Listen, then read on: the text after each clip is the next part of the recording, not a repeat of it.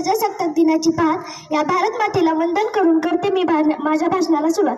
आदरणीय व्यासपीठावरील मान्यवर, माझ्या शाळेचे मुख्याध्यापक, सर्व शिक्षक वृंद, शालेय कमिटीचे अध्यक्ष आणि माझ्या तुम्ही इथे बसलेल्या मित्र आणि मैत्रिणींनो, तुम्हा सर्वांना माझा नमस्कार.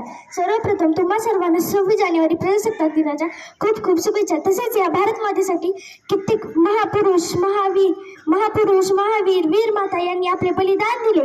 या वीर पुरुष, वीर माता यांना माझे कोटी कोटी प्रणाम. आपण हा दिवस मोठ्या आनंदाने साजरा करतो. आपल्याला 15 ऑगस्ट 1947 रोजी स्वातंत्र्य मिळाले, पण नुसते स्वातंत्र्य मिळून काहीच उपयोग नव्हता, कारण आपला देशाचा कारभार हा सुरळीत नव्हता. पूर्वी राजा हा वारसा हक्काने जन्माला येत होता, परंतु संविधानाची अंमलबजावणी झाल्यापासून राजा हा मतदान पेटीतून जन्माला येऊ लागला. तेव्हापासून आपण खरे स्वातंत्र्य झालो.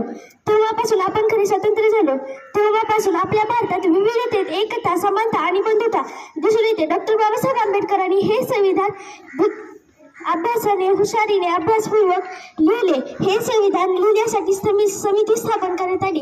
या समितीचे अध्यक्ष डॉक्टर राजेंद्र प्रसाद होते.